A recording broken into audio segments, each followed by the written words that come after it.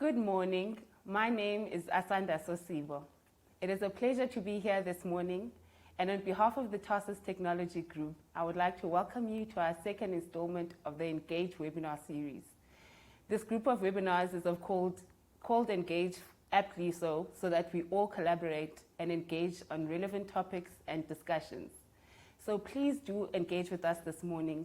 Let us talk, let us discuss, leave your comments in the question and answer session, and let's unpack this topic. Joining me in studio this morning is, of course, our guest speaker, Mr. Sanele Majola, who is the man of 2020 with all its challenges. I'll give you a reason just now as to why he's the man to be here. So this morning's our topic is, of course, the role of technology in the evolution of education. And to bring this close to home, I would like you to consider, of course, the ability of private schools and how they were able to simply bring the classroom into the home simply overnight. Whereas compared to the public schooling systems, we've seen a number of challenges there. And this is a huge highlight of the inequalities in our country at the moment. Now, of course, this could be a number of factors at play. It could be teachers' ability to actually use the technology, but also having access to the right tools and resources for the students. We are in the digital age. It is critical that students are armed with the right skills in order to have skills for the future. Now, of course, you may ask yourself, why Tarsus Technology Group and why education? The topic is at hand. It is as much our concern as technology industry leaders, as employers of parents with school-going children, but more than anything, as a huge corporate that contributes to the economy of South Africa. Now, as I've said, I'd like to introduce you to our speaker this morning, Mr. Sanele Majola. Sanele hails from the beautiful province of KwaZulu-Natal, born and bred in the location of KwaMashu. And mind you, I say, KwaZulu-Natal is the best province in South Africa, and I am being biased. KwaMashu is aptly called Esngaungawini for a very good reason. Now, Sanele's passion and experience in education has been driven by his humble beginnings as a young boy walking to school 10 kilometers, 15 kilometers at a time to make sure he secures a future for himself. This is a sad reality to this day for a whole lot of students in South Africa. Sanele has continued to actually carve his career at great strides and becoming a head of department at a young age of 24 years. Now, his transformative and ethical leadership qualities have seen him serve as both in teaching and executive management in the Crawford Group of schools, as well as the fact that his motto is, when given a task, take it and serve. He now serves as executive head in the Vula Group of schools, overseeing all 8 campuses located in Johannesburg. Now, how do we as stakeholders, parents, teachers, technology leaders, actually make sure that no student is left behind? How do we bridge the gap to make sure that there's adequate access to technology, as well as the fact that the curriculum is relevant to address skills for the future? Now, as I've already said, our guest speaker, Sanele Majola. Sanele, thank you for joining us this morning. And over to you. What can we expect this morning? Thank you so much, Asanda. That was a great introduction. I think you've said quite a lot. I don't know if I need to say more. But I also like the parts about KZN being the best province in the country. Well, I think we are biased because we bought from there. Of course. But remember, we are employed by Gauteng, so respect to Gauteng as well. City of Gold. But I just want to first thank Tarsus for inviting me here. It's a great honor and privilege being part of this webinar. And also, when you start talking about education, there is so much to talk about. I don't think 1 hour is enough to actually cover everything, particularly the role of technology in education. So what you're going to be doing this morning is just to plant the seed, is to paint the picture, and then people who are here can actually try and see where do they actually fit in, and what kind of role could they play going forward. So what I'll do just now, I'm just going to give you a presentation just to give you a bit of context. And then after presentation, then we can have more engagements and discussions on the subject matter. So I will be moving across the studio because I prefer presenting while standing. That's course. typical of me as a teacher. Of course. So while Sanele does that, please do engage with us. Leave your comments, your questions, anything in the chat box as well as the Q&A tab of this webinar. And yeah, so over to Sanele. Thank you, Asanda. In the last 3 weeks, or probably close to a month, I've been doing a bit of research on the subject matter. And I came across a beautiful quote by Laura Anderson, where she says, as technology changes the way we communicate, connect, create, consume, and innovate, it actually democratizing access to opportunity, and education is no exception.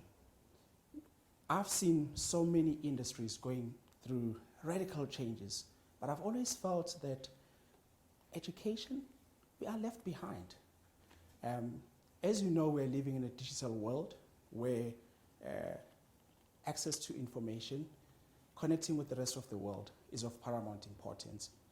So this morning we're going to reflect, look at the role of technology in education, come up with ideas, strategies that will enable us to deal with these radical changes and also digital inequalities that exist in education.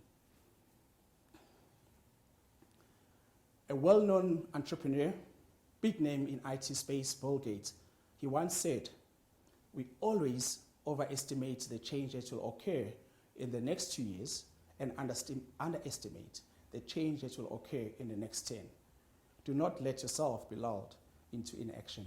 So what Bill Gates is saying here is that we always worry about the now, what's going to happen next year, but we don't think about what's going to happen in 10 years and start preparing ourselves for that. When I was preparing for this presentation, I started thinking that right now, the world, the country, we're going through a very difficult time. We've lost lives, people have lost jobs, income. It's been a really, really tough time for everybody. And I thought that all people want to hear probably right now is messages of hope, somebody saying everything is going to be great. So what I did is I took the word hope and I created an acronym, H.O.P.E. And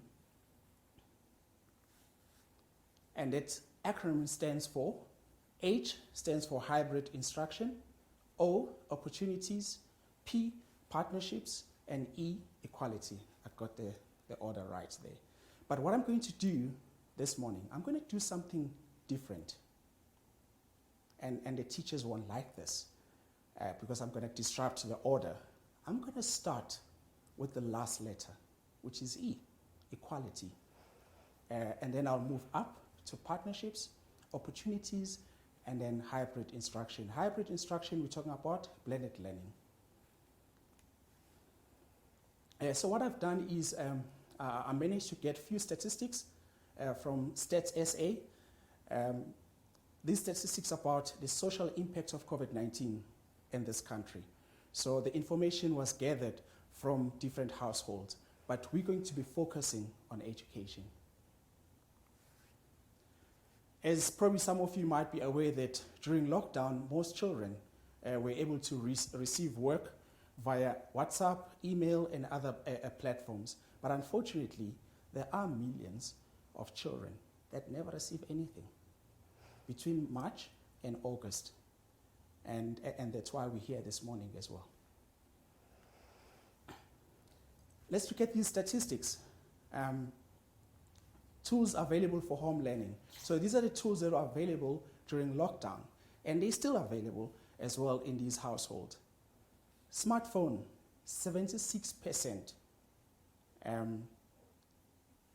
of people have smartphones. And when you talk of smartphones, people, they think we're talking about expensive phones. You do get a smartphone for 400 Rand these days. So if you look at all these tools that are in front of you, yes, smartphone is probably the most available one. And then tablet, you can see the numbers are low there. And I think it's quite obvious that because it's expensive, And then laptop, I find it quite fascinating that it's quite high, but when you start thinking about it, why laptop is high is because most parents were working from home during lockdown, so the children were able to share those devices with parents.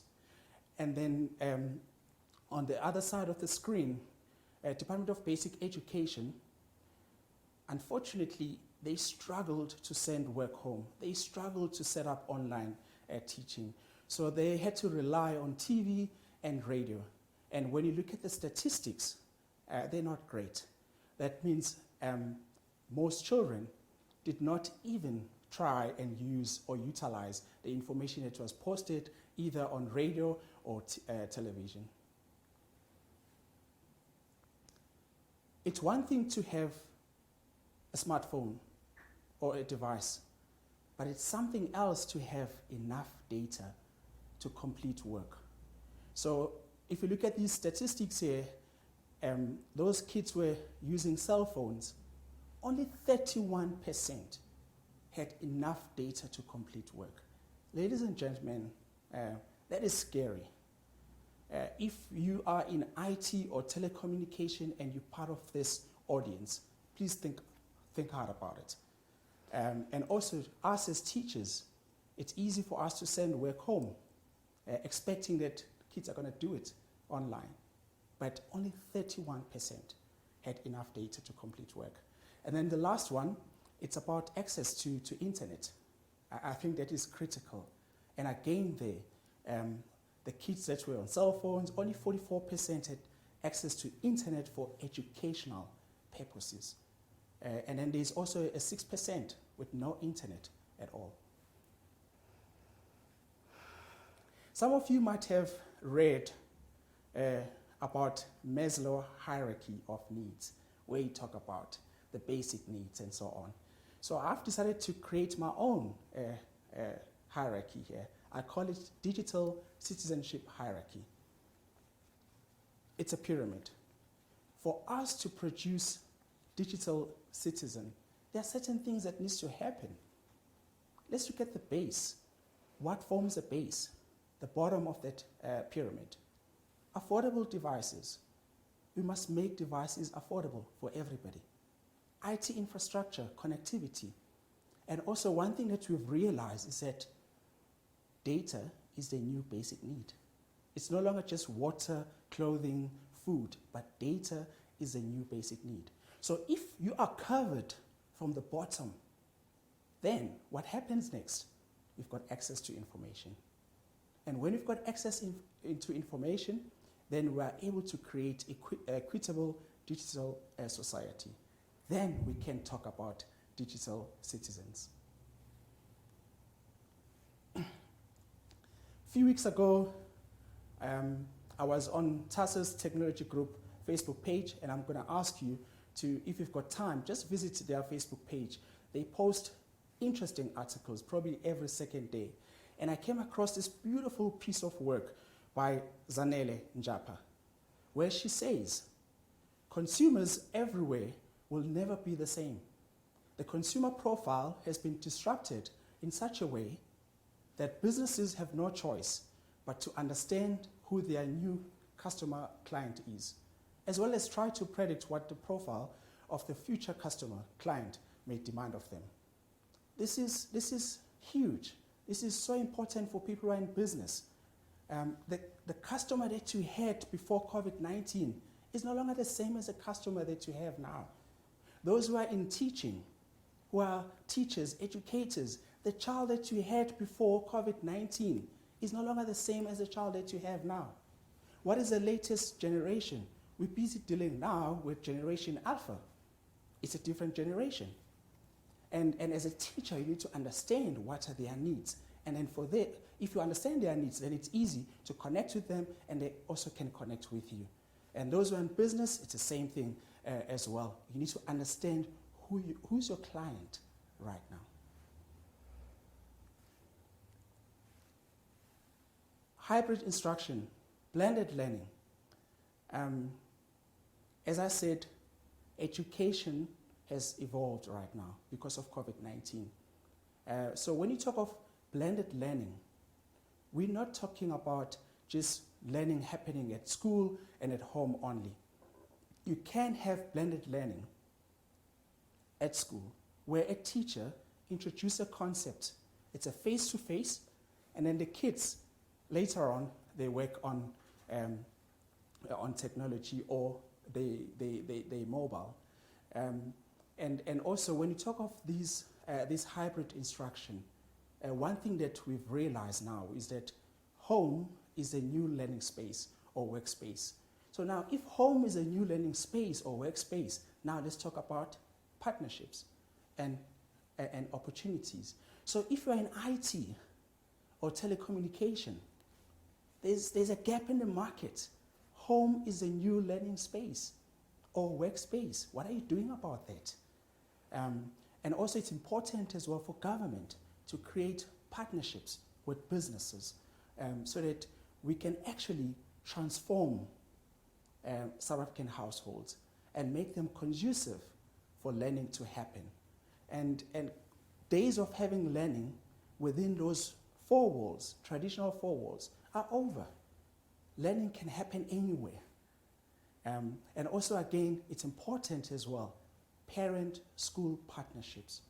We've realized that parents have got a big role to play because they assist the kids as well at home with online learning. So, and I think because this is where we are, this is a gap in the market, and we need to explore that market. When you talk of hybrid instruction, blended learning, as I said, you're talking about the human element of it, and then there's also the technology side of it. Yes, we still need that face-to-face. It is important, teacher interacting with students as well. But then the other side, it is also very important that the children must be given time to work online, to use that technology. But also it's important for schools, for everybody, to strike the balance. That is critical. What are some of the latest or new trends that we've seen? Maybe we're not even aware of those trends. As I've mentioned, home is a new learning space. Parents are the new partners to support online learning. And also, another trend which I think it's quite interesting is parents' meeting, school parents' meeting. I think those days of parents driving to school in the evening or Saturday morning and you can't find a parking space, they're gone. You can have your online school parent meeting. I mean, at Vula, we've had our meetings as well online, school parents meeting. And it saves a lot of time. Some of the parents don't have to sit in traffic, and the school as well. You don't have to cater as well. So it cut back on those costs. And also the parents, like I said, they don't need to drive. All they need to do is to connect on the laptop or cell phone or the iPad, and then they're part of the meeting. And then the last point, which for me is quite interesting, is those staff development or conferences. Days of people booking flight tickets, going to Cape Town for a big conference. Yes, probably we might have to do that, but I don't think there's a need for that. Because right now, you can have a conference of 200 people online. And they don't have to book in the hotels and also fly or drive to the destination and so on. They just need a laptop. They need that meeting ID and they're part of the conference. And not so long ago, I was part of the SAHISA or ISASA, which is for private school, online conference. And it was a 2-day conference. And we had great speakers as well. But I'm just also going to add something on these staff development or conferences, is that since they're online, we can actually open them up to other people. Why not opening up to government schools or government principals?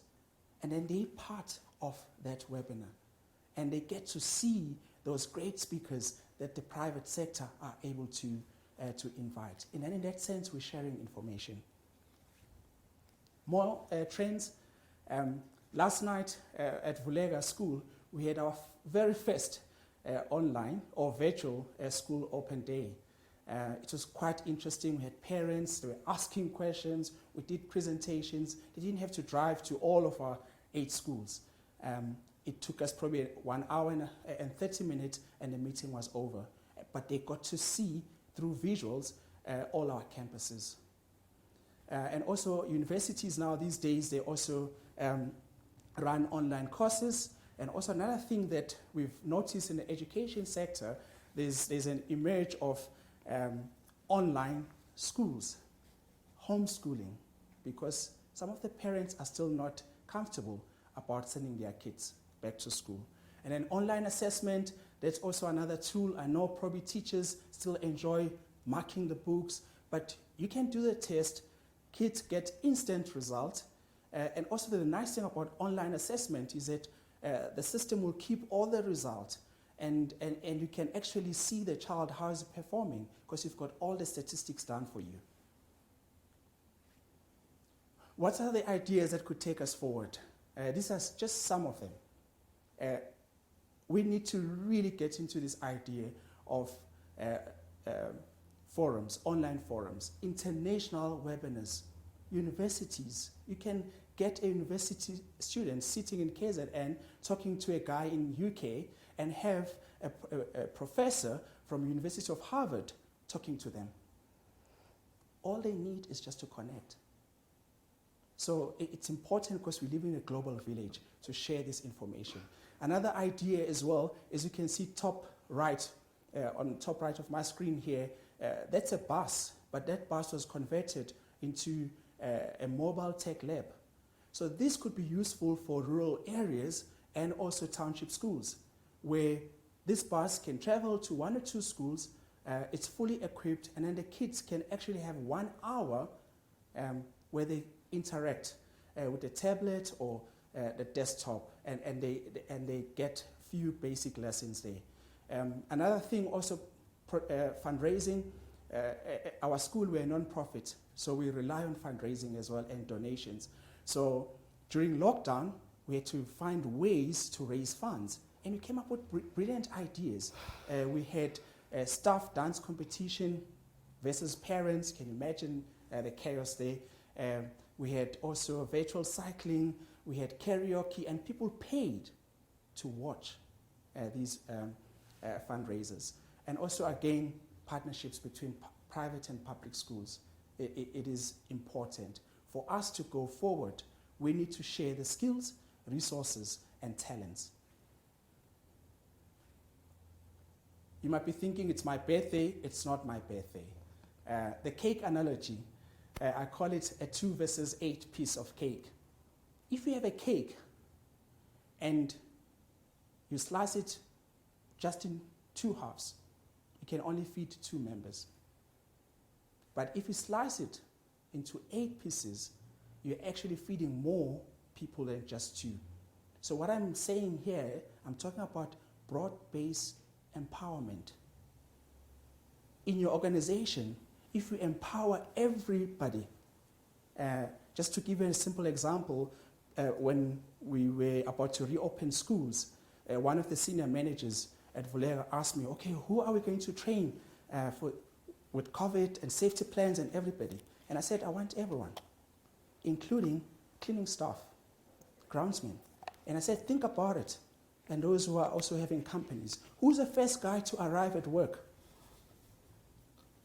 It's your cleaning staff member. So those are the people that also needs to be empowered. So when you talk about empowerment, I'm not talking about business deals. I'm talking about empowering everybody. So same thing with technology. If we are able to empower other schools, make sure that devices are affordable, there's connectivity, we're going to be liberating so many lives. Just to end off, Benjamin Franklin said, an investment in education always pays the highest returns. So thank you very much. I'm just going to move across and join Asanda, and then we can have more discussions and engagements on this topic. Thank you, Sanele. That's rather insightful and thought-provoking. If I may say so myself, it's scary to see those statistics, but it brings to the forefront for all of us to actually realize what it is that we actually need to do to actually sort this challenge out. I mean, you were right in saying in the beginning, it is for hope that we need. In that acronym H.O.P.E, blended learning, opportunities, partnerships, equality is what we need to actually address this first things and foremost. Now, we will be taking questions. Please do leave your questions in the question and answer tab of the chat, as well as leave your comments. I'll take questions for Sanele to answer. But Sanele, what I'm interested to find out is, first of all, we know that Department of Basic Education has, as early as 2015, started a commission to bring technology into the classroom. But, I mean, I would say we haven't actually seen much results from that. What do you think the Department of Education can actually start to get the ball rolling? All right, interesting question. But I think what's important, what the Department of Basic Education also needs to do here, the first thing is to come up with policies and strategies, sound policies and strategies that will talk to issues of connectivity, data as well. So that's number one. And then number two, you need to have the right people. No offense to anybody who's part of basic education, but you need to have right people who are going to understand what are the challenges, what are the complexities, because we are living in a different world.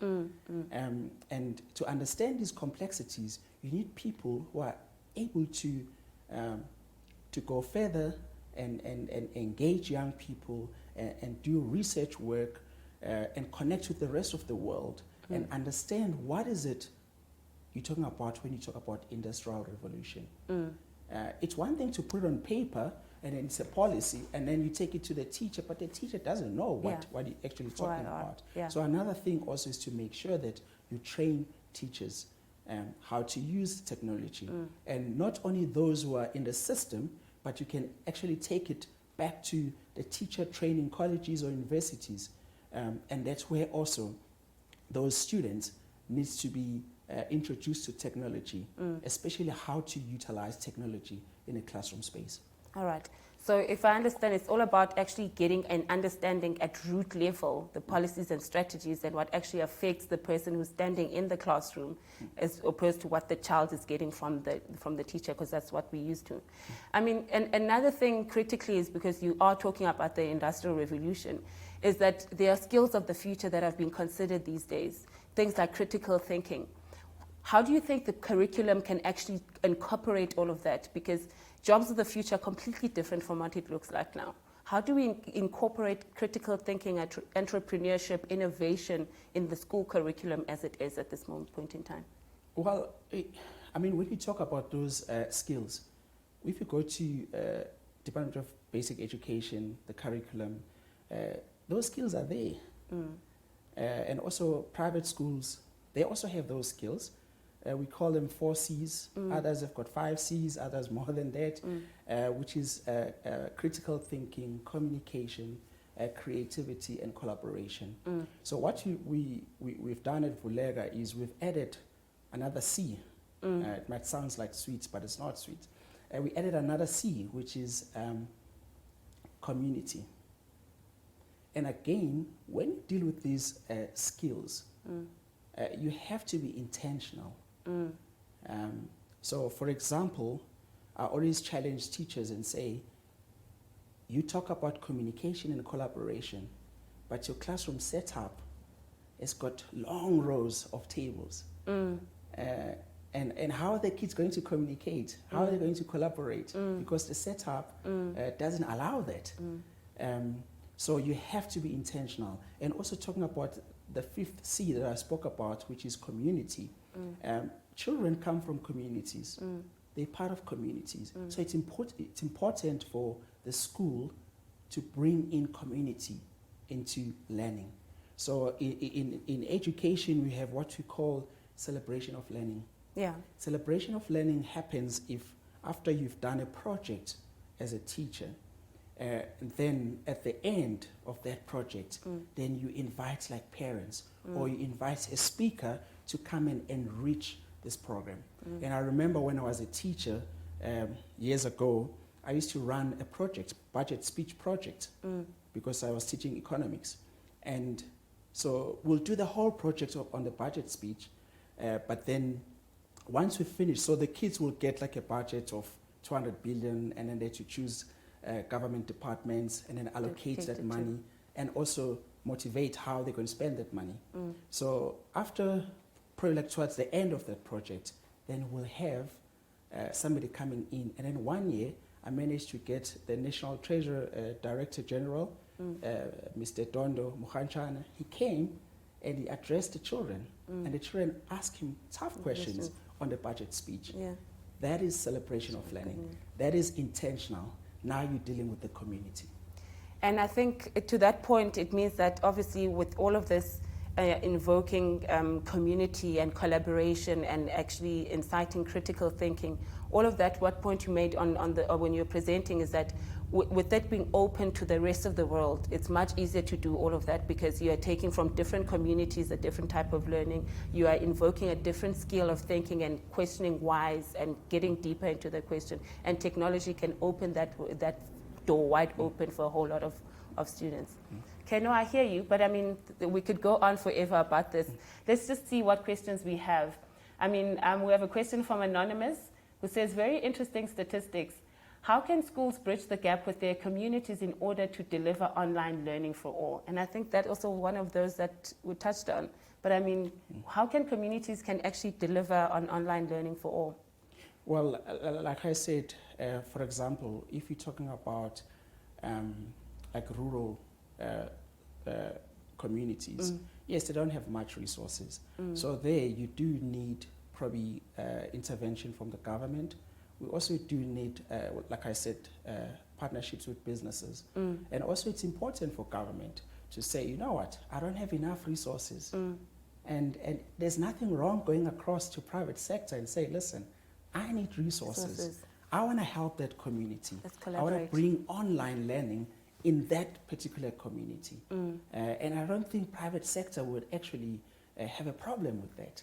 So I think those partnerships are important. So it's interesting that you mentioned rural schools, because my next question is the fact that, I mean, you and I have similar backgrounds in terms of coming out of rural settings. Now, and I did mention that you also had to walk to school, which is a reality of many students in South Africa. How important is technological advancement to a student in South Africa who actually doesn't even have the right facilities or doesn't have access to education? Even the teacher themselves, who doesn't even have access to learning materials. How important is a technological advancement compared to other needs that those people may have? I think I'm going to just refer back to that hierarchy, the pyramid that I spoke about, that probably 10 years ago or 8 years ago, technology was just a luxury. It's no longer a luxury right now, especially when it comes to education. So, and I think it's important that going forward, we make sure that that the base, the bottom, is covered. And also when you talk about rural area people or rural communities, think about this. If the child does not have access to information, and that child finishes matric and applies, okay, he passes and he goes to university, the lecturer will assume that that child knows everything around technology. And that's wrong, and that's unfair. And also the very same child, when he starts working, when you go to your workplace, your boss or your manager will assume that you know how to use Excel and all those programs. So that's why it's important for government, for businesses to really invest, especially in young people. Okay, well, I mean, another comment we see here is from Anonymous once again. Good day, thank you for this informative session and opportunity. My worry is that children of this day and age are prone to utilize technology for almost everything. How can then we bridge the gap between social existence of our kids, their participation in extramural activities, external recreational visits versus the ongoing growing need of usage and technology in our schools. That is very interesting, Anonymous, because if one thing we say, in order for children to learn, they actually need to play. Now we are saying we're bringing technology to them, and how does that bridge the gap? I think we had a chat about this this morning, that it's important for schools and parents to actually monitor as well. I told you about my kids that if I don't monitor them, they can spend time, hours on their tablets. So it's a parent's responsibility, and also it's school responsibility as well, to make sure that you strike the balance. We even spoke this morning about kids in preschools, that those kids, they still need to play. It's important. So those kind of skills, gross motor skills, are critical as well. So, and another thing I want to emphasize to everybody listening is that we're not saying technology should take over. Yeah. You must use technology as a tool to enhance teaching and learning. This is that blended learning you were talking about. Yes. That's that hybrid, because I mean, all of that motivation and interaction with this together with obviously and also another thing is what we made a comment about is that technology is not necessarily about the device. It's about access to having stuff. I mean, if you consider a rural school without a printer, they need access to that printer and the internet and all sorts of things. But another question we have from our very own Gavin Moffat. Gavin is saying, what is the one thing that you wish were included in the school curriculum that isn't there currently? Sure, that's a tough question. Thanks, Gavin. I think talking about my background is I wish, especially primary school, we were really introduced to important skills. I think those days it was just you learn, you study, you write the test, you pass, and then you move forward. And nobody cared about what kind of skills did you actually acquire out of that experience. So for me, when I look at now, yes, things are much better, but I still think that skills are important. One of the, probably to answer Gavin, one of the most important skills for me is critical thinking and problem solving. Because right now, people talk about competence and so on. And I think right now, as the world, we're moving away from, are you competent? We're actually moving to the ability to cooperate and collaborate. Because if you are able to cooperate and collaborate, then you can work with other people. You can solve problems as well. So problem solving, critical thinking, I wish we had that back then. That is interesting. I love that. Sanele Majola says, okay, with the advancement of education into technology, township schools become crime hotspots because of the resources. How does one involve the community and the children into protecting the equipment? Yeah, I know Department of Basic Education, thanks for that question. They had a problem as well with vandalism and everything during lockdown. But again, I'm going to refer back to what I spoke about. That fifth C, community. The school should not be just an island in the community. Yes. If the school involves community all the time, what happens to the community? They start relating. Responsibility for everyone. And they start relating with the school. But if the community, it's like having a mine and there's community there as well. If you're running a mining company and it's right in the middle of the community, you've got to create good relations with the community itself as well. So same thing. If the schools, they open their doors to communities when it comes to learning, invite parents and be part of that, those are the people that will end up actually protecting the school from things like vandalism and so on. Yes, security is an issue. But again, if your community, they're fully behind you, they can actually help you when it comes to such issues. It's about the unity. Learning is not just about the one party, it's all about unity, the partnerships you mentioned. But I mean, another one from Selomopai. Hi Sanele, based on the view that home has become a new learning space, how does this affect the learners considering the fact they are social beasts and the country's idea to improve race relations in our country?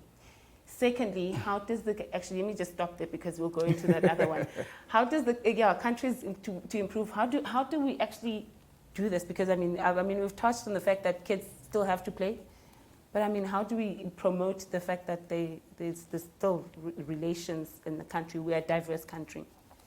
I think probably I'll just touch on the first point about working from home. Children are there. As I said as well, it's important, it's parents' responsibility as well to monitor how the kids work from home, and also is to try and strike that balance that, yes, you've had enough time on the tablet because you had online lessons this morning, but now you're going to be outside. You're going to play. Let's play cards. I do play cards with my kids. And that is important. And then sometimes I take them to the park. They love going to the park. And there's no tablets when they're at the park. And I sit there and I watch them play. So, and those are the things that they're small, but they actually matter the most when it comes to dealing with the children. That's fun, I see that. So, I mean, from Lynn says, I love your desire to bring in state school principals to ISASA conferences. Privileged schools need to share the expertise that they've learned about online learning with all educators in our country, from Lynn. Thank you for that comment, Lynn. It definitely is with an opportunity. Anonymous again says, I see the problem with Black people, especially in the township, where poverty and survival is the main concern over education. The parents themselves are not educated, do not have formal education or tech savvy, so it's problematic to request parents to assist in this regard, from Pili. So I mean, we did also touch on this point, is that it is also a skills thing, even for the educators, never mind the parents, even for the educators, it is a skills thing. And I think between the partnership of a parent being available, as well as an educator who brings the material to the child, then that can actually work together, because it's not only about the child learning on their own, wouldn't you think? Yeah, yes, I mean, that's a valid comment there about if parents probably are not clued up when it comes to technology and so on, how would they assist? I'll just give you a simple example, even myself. Beginning of this year, because our school, we're on 365. Office, Microsoft yes, Office. Yes, Microsoft Office. And then on my laptop, I had this icon that kept popping up on my screen, Teams. And it used to irritate me, like, what is this? Until I spoke to an IT guy, and he said, no, that's Microsoft Teams. It's a great tool for communication and so on. And I was like, okay, probably I'll learn more about it. But I didn't know that actually 2 months later, I was going to rely on that tool. And again, I didn't know how to use it. I had to rely on other people to learn how to use Microsoft Teams. So one thing that's really coming up, and then I think everybody who's listening, I want you to take this going forward, is that we're now going to see, when it comes to learning, what we call lifelong learning. Lifelong learning, it means you're going to, because the world is it has changed, is not certain, volatile, so there's always going to have disruptions. And when there's disruptions, what happens? You have to learn. Unlearn old habits and then learn new stuff. So lifelong learning is what's going to take us forward. And people who are struggling with lifelong learning are going to struggle as well to keep up with these changes that are happening. So we actually would like to bring everyone on the journey. and Yes. technology can actually. It's like that you mentioned Microsoft Teams specifically.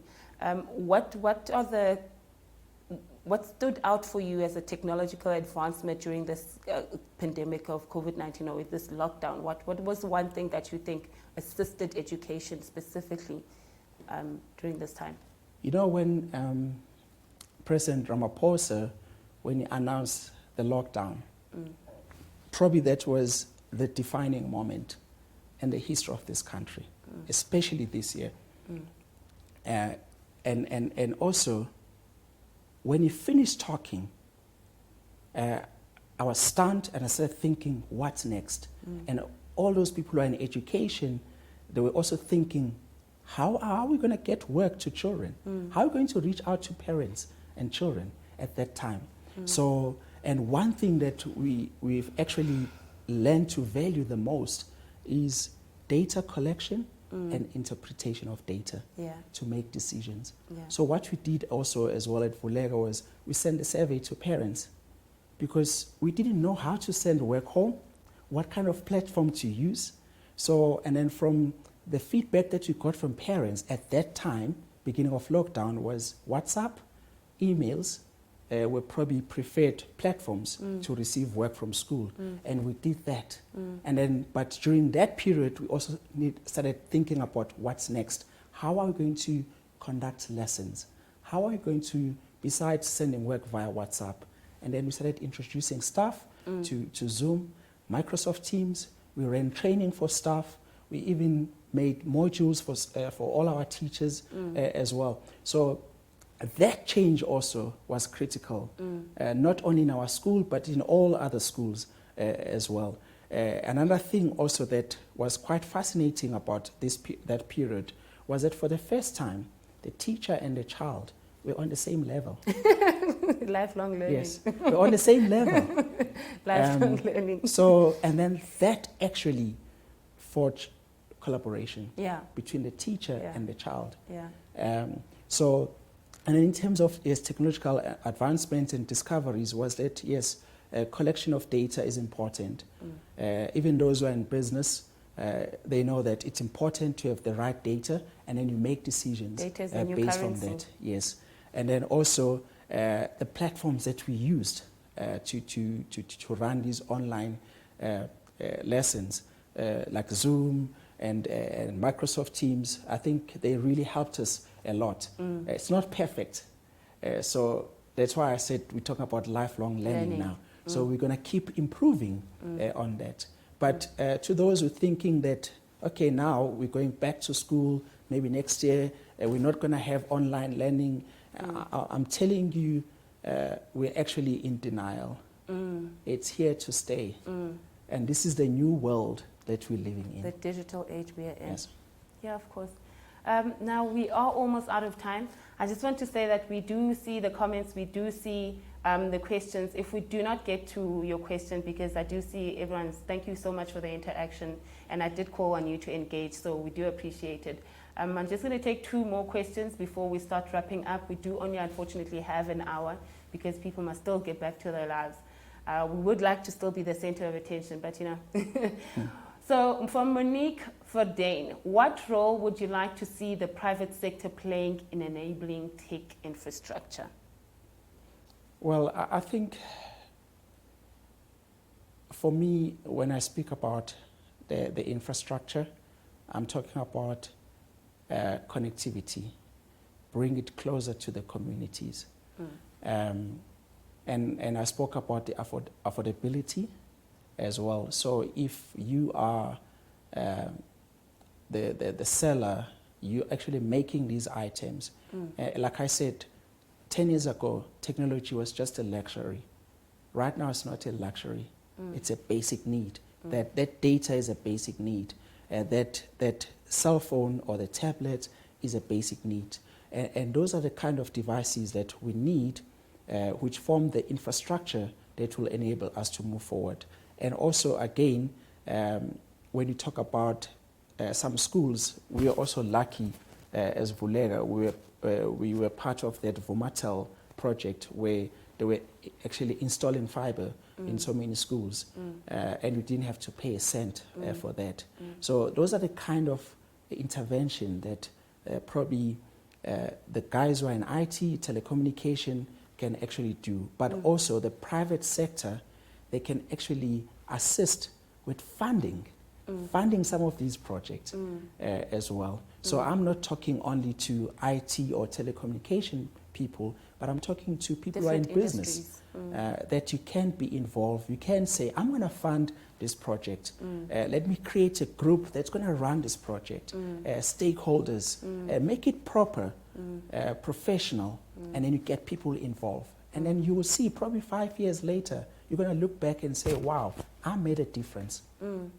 No, and I think it's the smallest action. It starts with the smallest thing. I mean, if you consider the fact that it's not necessarily about being in technology or being a technology industry leader, you consider that corporates are obviously employers to parents of these children that need access to this technology. What are you doing as an employer to actually assist the parent in bringing the technology to the home? Parents are working from home as it is. You did say the laptop statistic. The laptop could be used by the child, but also at Tarsus we use LinkedIn Learning, and we have opened up our LinkedIn Learning to say parents can actually have different learning courses bring to their child as well, so they can use their licenses to actually teach their children. So it's those small actions. It honestly can be sponsoring a child who does not have a Zoom license.